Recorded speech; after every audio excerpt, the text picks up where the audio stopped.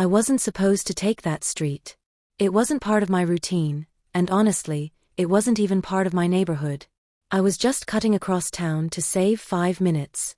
5 minutes, that's all it took for my entire world to shake, for my heart to stop, and for the past I thought I had buried to rise back from the dead.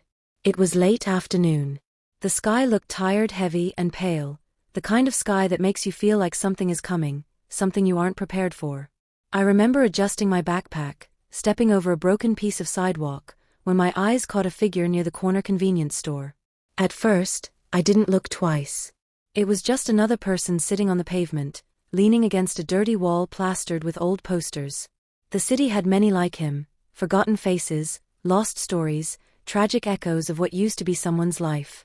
But then, something felt familiar. Something too familiar.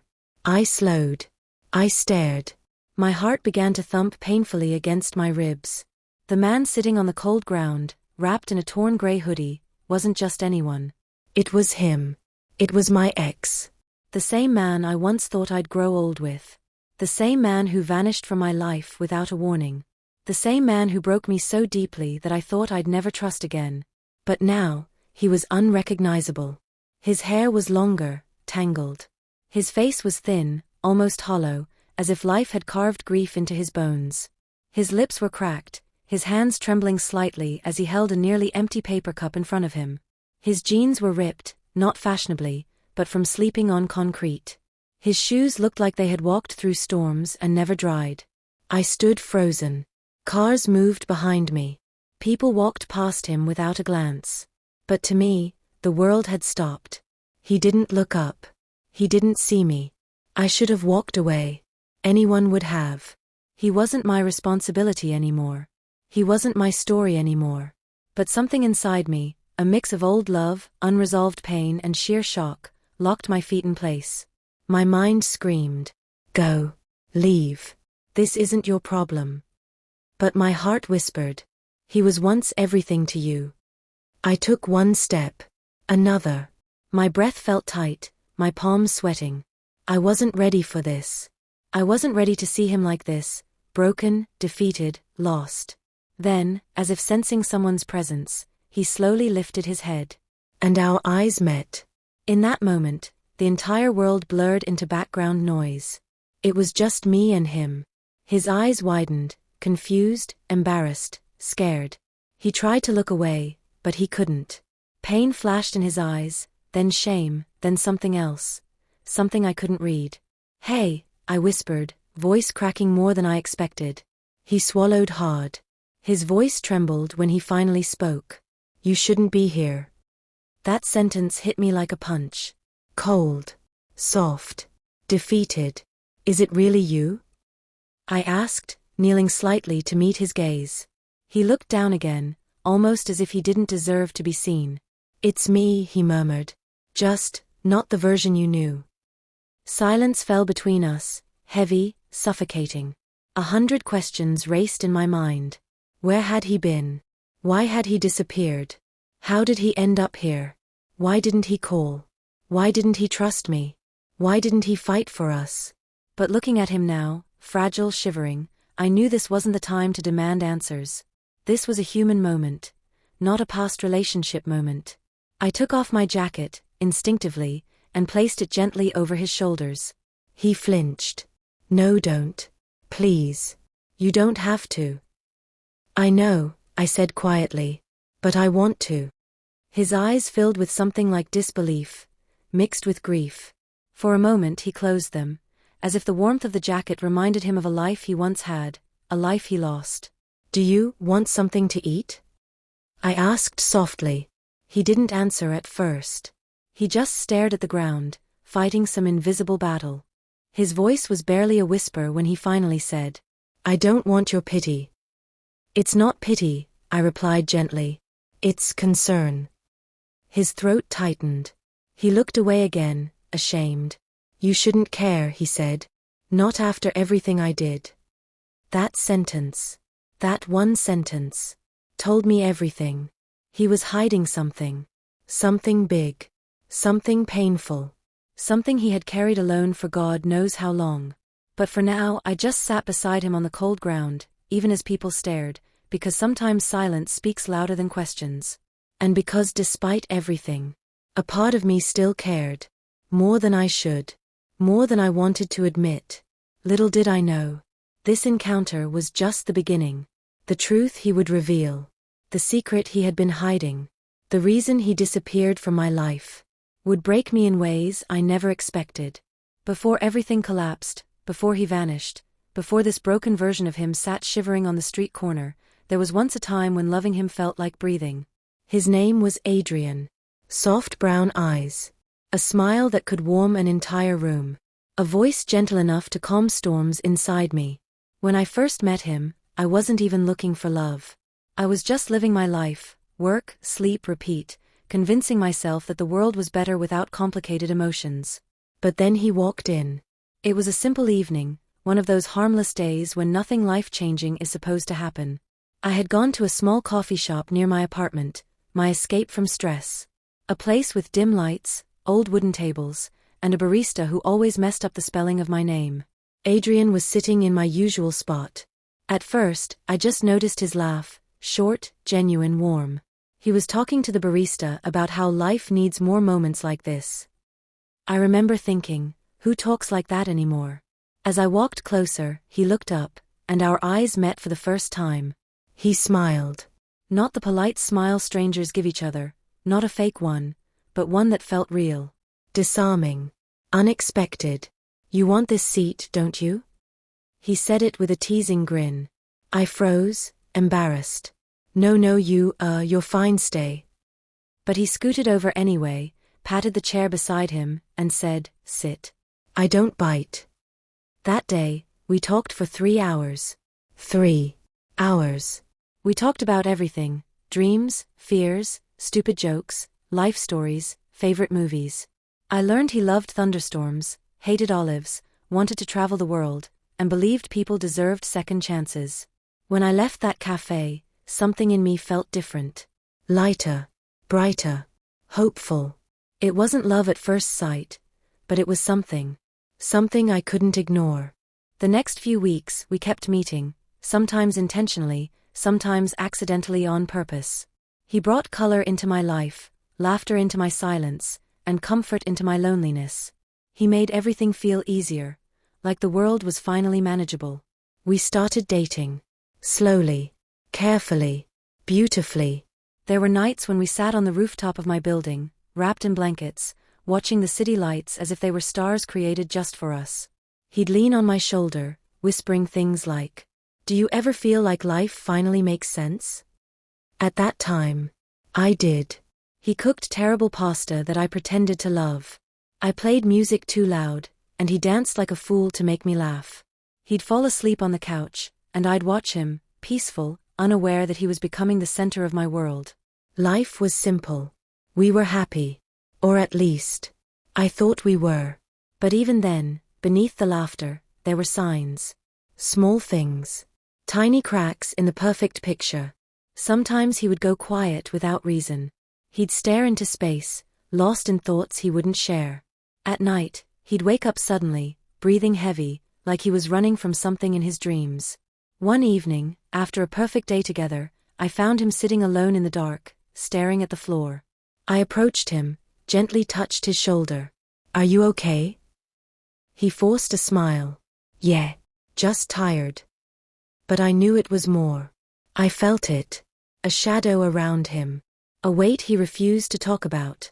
I asked again. He said he was fine. I believed him, because I wanted to. Because love sometimes blinds us in the most dangerous way.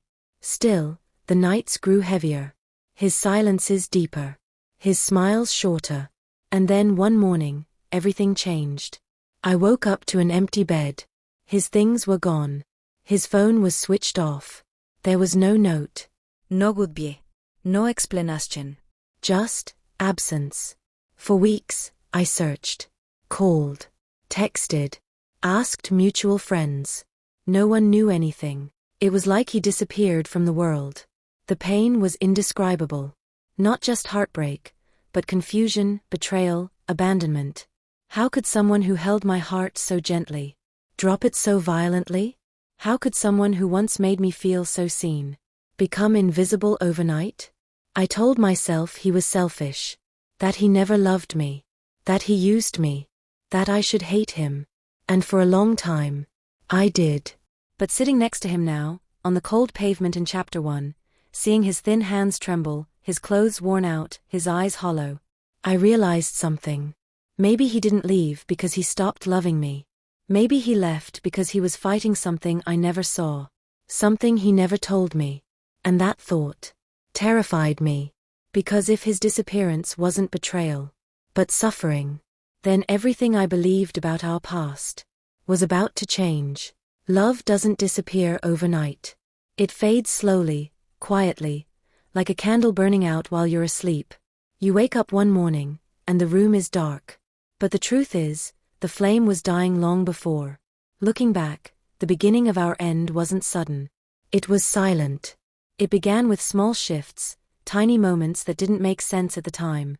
At first, Adrian was still warm, still loving, still mine. But little by little, he started to change. I remember one night in particular. We were watching a movie at my apartment. Halfway through, he paused the screen, stood up without a word, and walked to the balcony. I thought he needed air. Maybe water. Maybe a break from the movie. But when I walked out to check on him, he was standing there gripping the railing so hard his knuckles had turned white. His chest rose and fell like he couldn't breathe. "Hey," I whispered carefully. "Are you okay?" He didn't look at me. Didn't speak. Didn't move. For a moment, I thought he didn't hear me. But then he said, voice hollow, "I'm fine. Just give me a minute." A minute turned into 5. 5 into 10. And there he stayed, staring at the city like it held answers he was desperate for. Later that night, he apologized. Said he was stressed. Said work was hard. Said life was overwhelming. I believed him. Why wouldn't I? But after that night, the pattern began. He started coming home later. Sometimes he'd say he was held up, other times he offered no explanation at all. He avoided eye contact more than before. His phone became something he guarded carefully, turning it face down, silencing notifications, hiding the screen from view. Once I reached for his hand while we were walking, and he pulled away, not roughly but subtly, as though his fingers were suddenly too heavy to hold mine. Another time, I woke up at 3 a.m. to find him sitting on the edge of the bed, elbows on his knees, head buried in his hands. When I sat beside him, he wiped his face quickly, pretending he wasn't crying. "You okay?" "Yeah. You sure?" "Just a nightmare." But it wasn't a nightmare. It was something deeper, something clawing at him from inside. Still, whenever I asked him what was wrong, he'd brush me off. "Nothing. I'm fine. You worry too much." But his eyes told another story, one filled with fear he couldn't hide. Our conversations became shorter. His laughter became forced. Our kisses became brief. Our nights together became quiet and cold. Sometimes I watched him from across the room, wondering if he still loved me, or if he was already slipping away. There were moments I wanted to scream at him. "Tell me what's wrong. Don't shut me out. I'm here, just talk to me." But love teaches you patience, sometimes too much patience. Sometimes the kind that destroys you. One evening, I confronted him. "You're different," I said. "Something is going on." He froze, just for a heartbeat. Then he smiled that fake, fragile smile. "I'm just tired. Life is stressful. Don't make it bigger than it is." But I wasn't imagining it.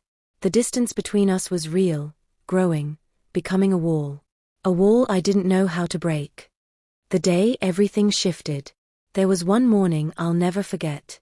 He woke up before me, which was unusual. When I opened my eyes, he was sitting at the edge of the bed, staring at the floor. His shoulders were shaking slightly.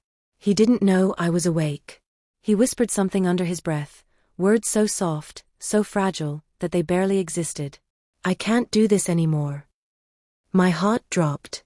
I pretended to still be asleep, frozen, listening. "I can't hurt him. I can't let him see me like this." What did he mean? Why did he sound like a man breaking from the inside? Later that morning, He acted normal. Made coffee. Kissed my cheek. Smiled. But his hands were trembling the entire time. Losing him without realizing it. Over the next few weeks, he kept deteriorating. He ate less. He slept less. He talked less. He loved less. One night, he stood in the kitchen, staring at the fridge like he forgot what food was for. His eyes were empty, void of life, of hope, of him. I walked toward him slowly, whispering his name. He didn't blink. Didn't respond. When he finally snapped out of it, he looked at me like he didn't recognize me for a moment. Then, with a shaky breath, he said, "I'm sorry." For what? For everything. He hugged me tightly, tighter than he had in weeks. As if he was holding on for the last time. As if he already knew the goodbye he was planning. I didn't understand it then. But now, standing beside him years later on the street, I understood. He wasn't pulling away because he didn't love me. He was pulling away because he was breaking. And he didn't want me to see it. I sat up immediately. Adrian. No answer. I checked the bathroom. Empty. The kitchen. Quiet. The living room. Still. Then I noticed something strange. His shoes were gone. His jacket. His backpack. And worst of all, the small framed picture of us that he kept beside the bed was missing. My stomach tightened. A pressure built in my chest. I called his phone. Switched off. I texted. No reply. I waited. 5 minutes. 10. An hour. I paced through the apartment, convincing myself he'd walk through the door with some stupid excuse. Had to run an errand. My phone died. Relax, I'm here. But he didn't. Instead, I found something else, a single envelope on the dining table, with my name written in small, shaky handwriting. My heart dropped. My hands trembled as I opened it. The letter wasn't long. It wasn't emotional. It wasn't even clear. It just said, "I'm sorry. Please don't try to find me. You deserve better than what I am right now. Adrian." That was it. No explanation. No closure. No goodbye kiss. Just a note that sounded like a man drowning in secrets.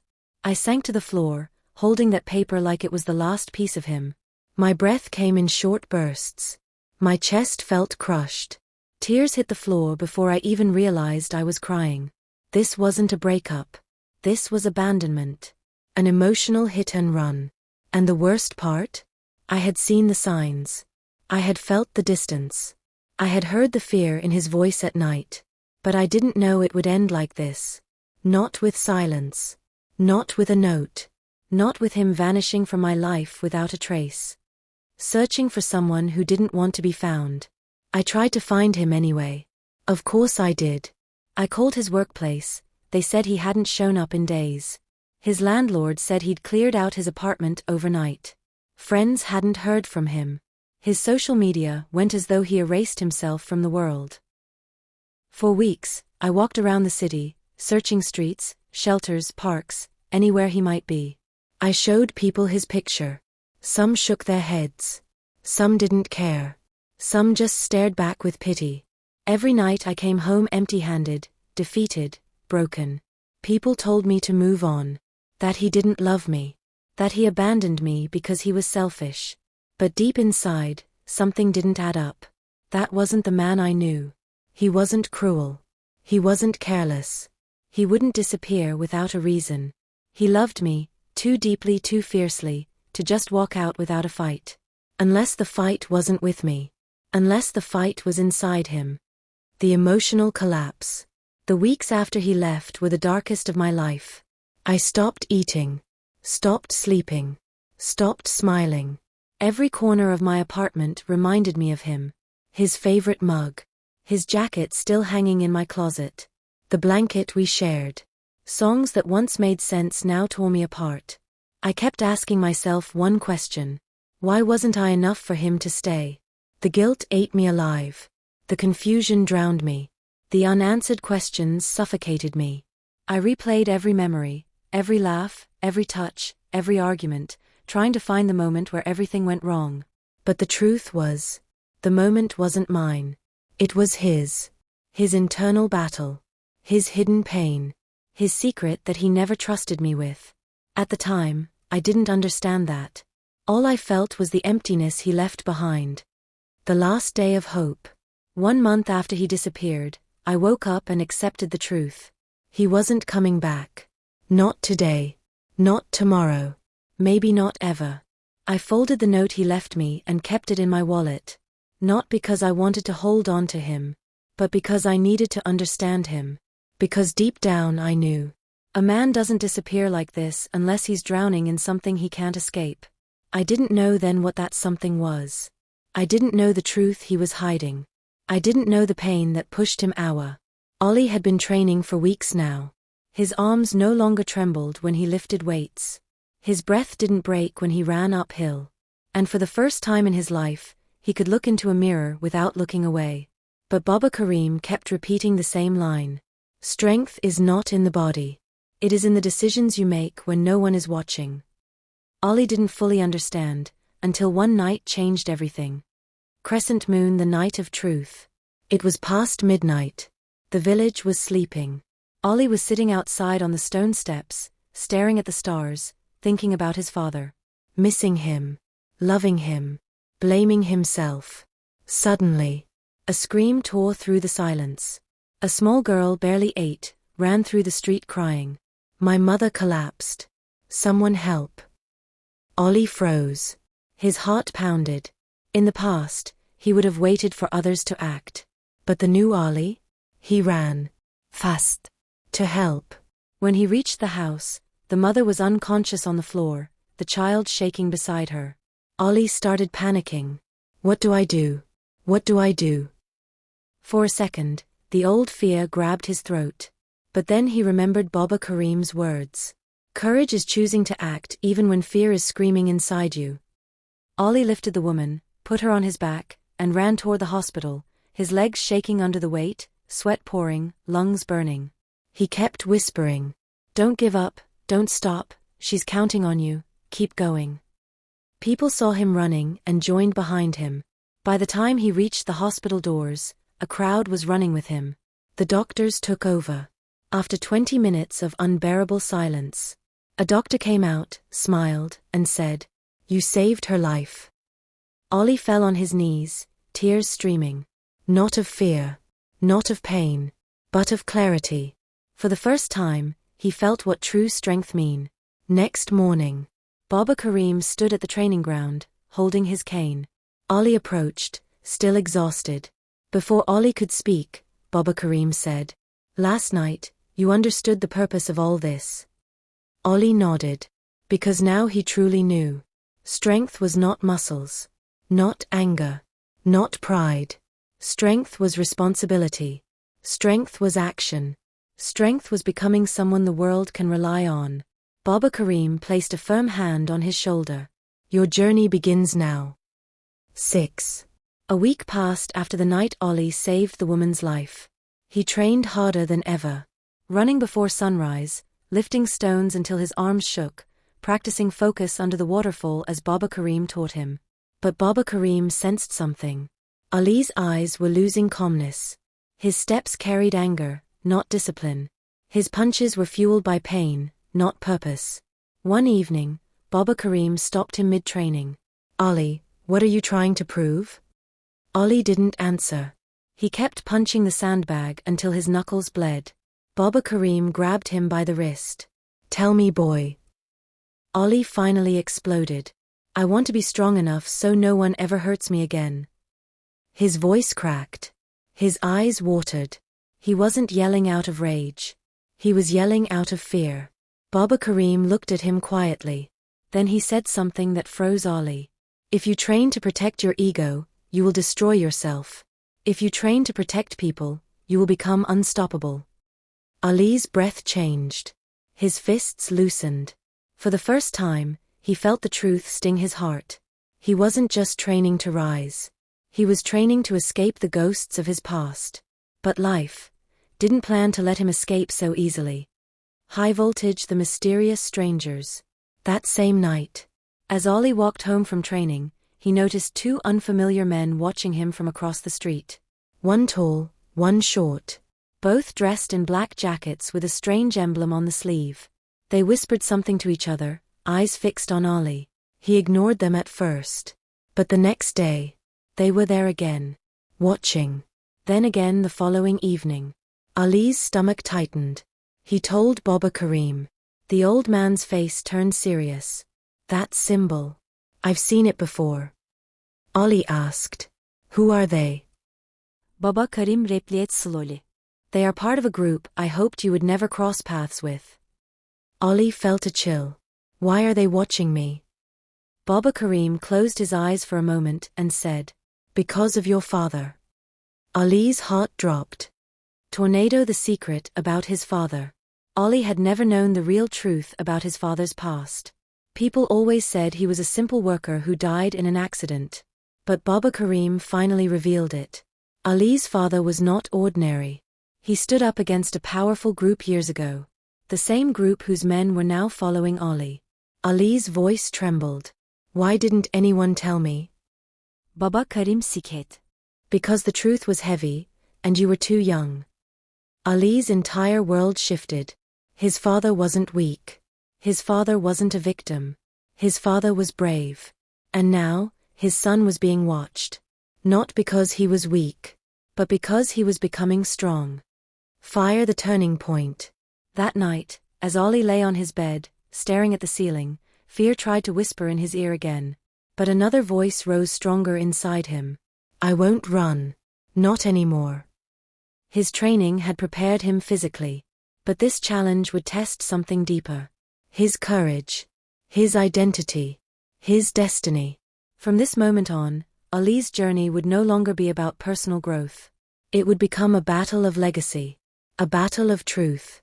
A battle of becoming the man his father once was. And the man his village would one day rely on. For days, Ali felt the eyes of the two strangers on him. At the market.